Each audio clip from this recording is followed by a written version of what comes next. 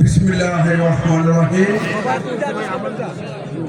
আজকের নির্বাচনী জনসভায় উপস্থিত সম্মানিত সভাপতি, মঞ্চে উপবিষ্ট বিএনপির বিভিন্ন স্তরের নেতৃবৃন্দ, অঙ্গ ও সহযোগী সংগঠনের নেতৃবৃন্দ, মঞ্চের সামনে জলঢাকা উপজেলার প্রাণ প্রিয় ভাই ও বোনেরা,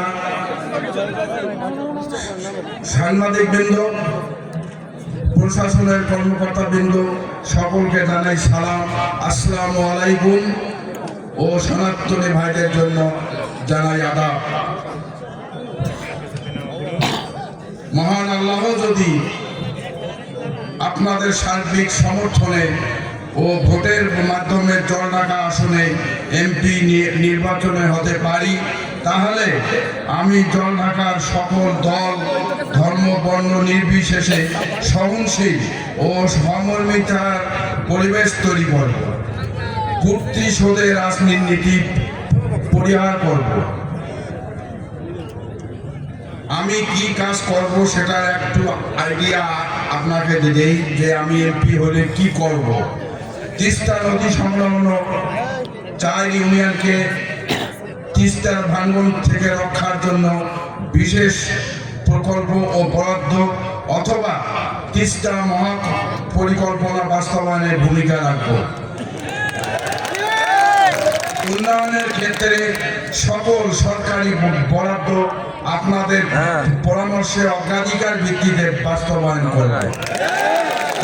সকল ইউনিয়নের সমস্যাগুলো চিহ্নিত করে ঊর্ধ্বতন কর্তৃপক্ষের মন্ত্রণালয়ের দৃষ্টি আকর্ষণ করে বরাদ্দর ব্যবস্থা করতে সচেষ্ট থাকব। শিক্ষা, স্বাস্থ্য, ক্রীড়া সহ সকল ক্ষেত্রে সমতার ভিত্তিতে কাজ করব ইনশাআল্লাহ। স্বাস্থ্য সেবা সবার কাছে পৌঁছানোর জন্য জলঢাকা হাসপাতাল, ইউনিয়ন কমিউনিটি সেন্টারগুলো আধুনিকরণের চেষ্টা করব। যুব সমাজের জন্য ক্ষতিকর যেমন মাদক, জুয়া, ক্যাসিনো ইত্যাদি সব কিছু প্রশাসনের সহযোগিতা নিয়ে বন্ধ করার চেষ্টা করব। পাশাপাশি কর্মমুখী ও কারিগরি শিক্ষার ব্যাপক প্রসারের মাধ্যমে সবার কর্মস্থানের প্রচেষ্টা চালাবো ইনশাআল্লাহ।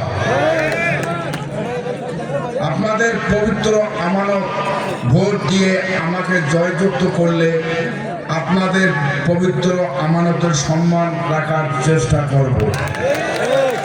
12 তারিখ পর্যন্ত সবার সুস্বাস্থ্য ও মঙ্গল কামনা করে বক্তব্য শেষ করছি। শহীদ জিয়া অমর হোক, খালেদা জিয়া অমর হোক, তারেক জিয়া জিন্দাবাদ, তৈর ভাই জিন্দাবাদ।